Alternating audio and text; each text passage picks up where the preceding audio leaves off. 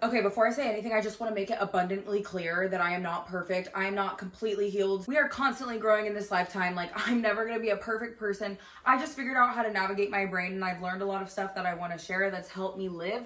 But, like, I'm never going to be done growing. I'm never going to be done healing. I'm not perfect. I'm going to make mistakes in the future. Like, things are going to happen. I just have the forgiveness for myself that it's okay if I mess up and it's okay if things go wrong, because I know that everyone makes mistakes. I know that I do things with good intention. I know that I don't mean harm even when I do mess up. And I also accept others for that. I accept when others do harmful things because I understand that they are just reacting from the environment they grew up in, or they were reacting from who they've been around. You know, it's not personal. The first step to healing is acknowledging the fact that you're not happy either with yourself or with your life.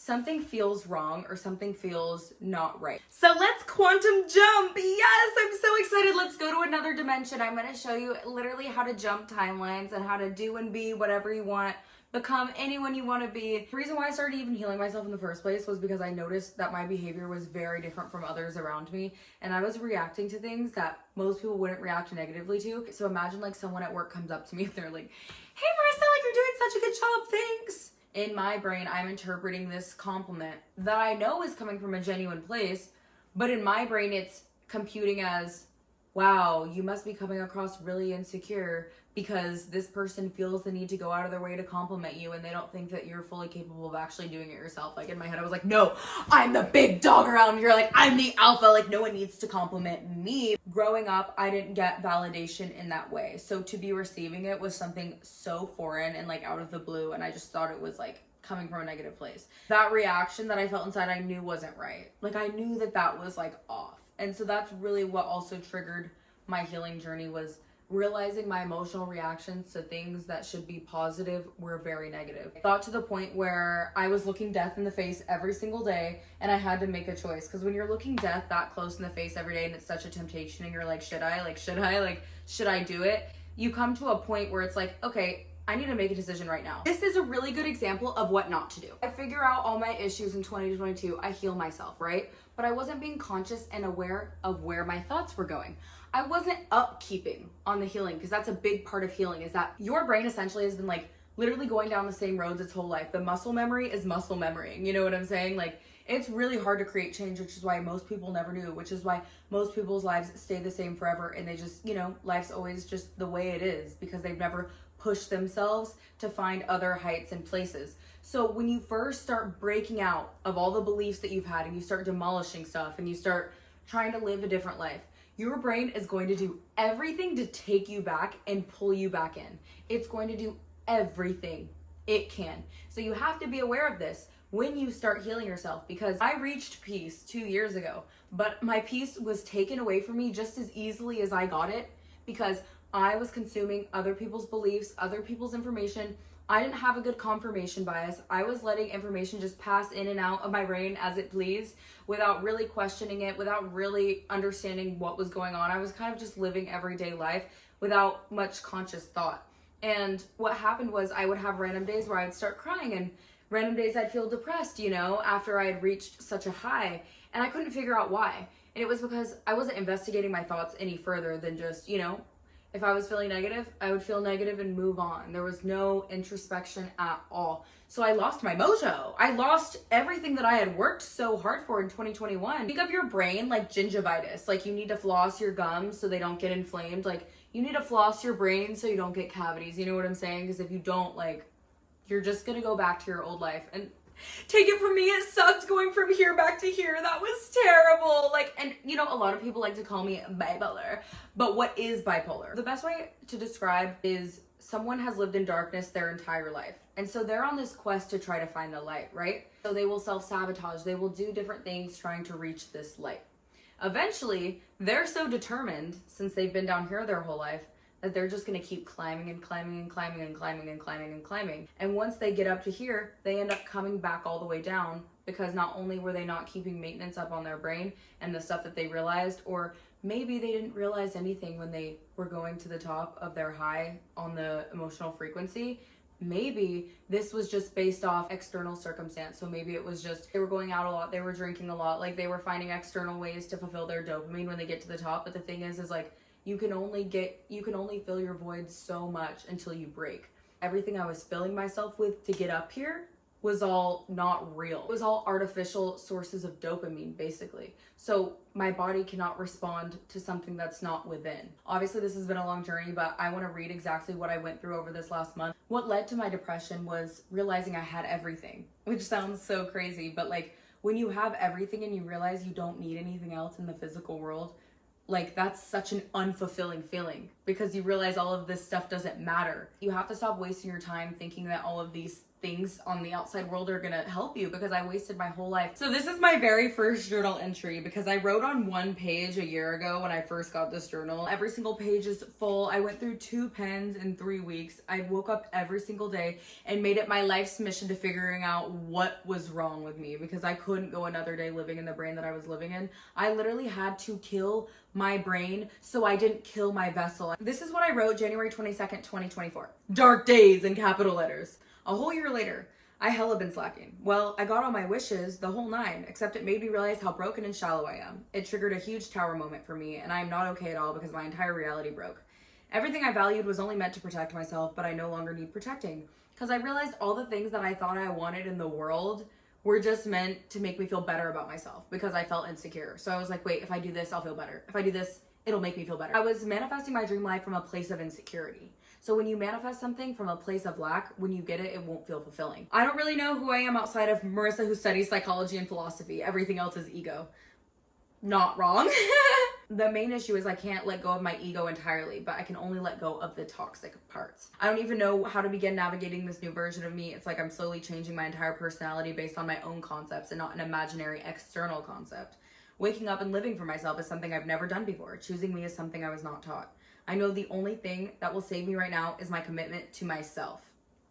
Facts. I can't let myself slip again. Show up for you, no one else, learn about you. So basically I ended up writing down just like all the habits I wanted to have in my life. You know when you think like, oh, I should be doing this would be good, like I should exercise, blah, blah, blah. What do you not like about your life? And what do you want to do to be able to change it? So I was just identifying stuff like that. Just like, what do I really feel like doing with my life? I realized that life transitions for me were very hard. Whenever anything changes in my life, I go immediately to like smoking, drinking, crying, eating. Like I just cope really badly whenever my reality shifts. So I had to acknowledge like, what do I do to cope? Like, who am I really deep down? Why am I reacting this way? I realized my fear of what people thought of me was ruining my life. So I made a mental breakdown track record, major, in parentheses. I went through my camera roll and my snap memories and I was trying to figure out the dates for every single mental breakdown I've ever had, but just like the major ones, you know. I wrote what was the external event that triggered this depression or this, you know, gap of time. And what was the internal event. So honestly, most of them were no reason. Like I was just depressed for no reason. Like nothing triggered me, nothing happened. I was just sad, you know? And the internal event. So I wrote down all the feelings that I felt during that time and why I felt so dark. So like shame, embarrassment, rejection, not enough attention, self-neglect, negative self-talk, no backbone, feeling inferior, no voice, my weight, manic episode, self-neglect, binging, abandonment, alone, disrespect, lack of boundaries, all of that. How long did they last and how did they start and escalate? Then I had to figure out, when did I start hating myself? Like, what year of my life did I really just stop loving myself? Like in childhood, you know, like what age was I when my magic left? And so I was trying to think back in my mind to like elementary school and just figuring out like, when did I start becoming insecure and caring what other people thought of me? And I was just identifying those situations and who projected onto me and why I felt that way. It's not about you and it's not personal. It's like all of these people that have made you so unhealed or made you a certain way, like they're coming from like their own, you know, insecurities. So you have to just acknowledge that so you don't believe it anymore. Because when you believe your insecurities and you believe bad things about yourself in the world, that's only going to bring you down and hurt you.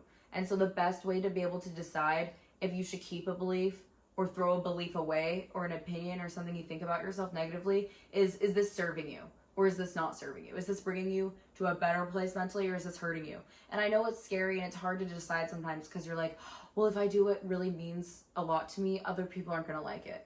And that's okay. You have to be okay with the fact that people aren't gonna like you for who you really are. So then I wrote down every single obsession I've ever had. What were they? Who were they? And what did they bring me? So I just basically wrote down all the voids and the wounds that were rooted in all of my obsessions that I've ever had since 2015. Self-hatred, inadequacy, rejection, self-image, escape, attention, validation, shame, rejection, escape. All of the same feelings were coming from all of these obsessions, I realized. So like I was externalizing it and I was saying, oh my God, no, it's this person, it's this thing, it's this place. But it's like, no, it's the feeling that that thing brought me. That's the root. All of that stuff comes out of fear. Then I wrote a list of who has hurt me in my life and why. So I wrote down every single person that I perceived that hurt me or I felt hurt by. And I wrote what was the feeling behind what they did. So I felt rejected. I felt ugly. I felt unlovable. I felt disrespected. Those negative emotions are just fear-based emotions. That is the root, is discomfort and fear and restriction. I had to stop making excuses for myself because that was keeping me suffering. Like, no one's special or better than you. They just have learned certain things that you haven't learned, you know? I'm not special. I put in the work to get where I wanted to be. That's it, point blank. I have worked for every single thing I've had in my life, tooth and nail, from the ground up. I've been a hustler, like, from day one. And I'm not even flexing on myself. I'm just telling the truth. Like, I'm just speaking my truth. I am the hardest worker I've ever met in my life. You have to put in work to get the things you want. You don't get to lay around all day and think that that's going to change your life, because it's not. My recap to how to heal yourself is, this is my Socratic seminar. This is my crash course. So first you have to acknowledge the fact that you want to change your life and that it's not perfect and you want something new for yourself. You know, you want to do better. Then you're going to start every day identifying your emotions. Oh my God, why am I feeling the way I do? How can we go deeper? What is this negative emotion supposed to teach me? How can we get to the root of this? What is triggering me right now? Literally asking yourself why 24/7. Once you get to the root, you have to decide, is the root of that emotion fear or love based? Is it guilt? Is it happiness? Because it's really good to investigate your happy emotions too. What are all the things that make you happy in your life? Because there were so many things that brought me happiness that were a false light. It wasn't true happiness. It was external happiness. It was something that was temporary.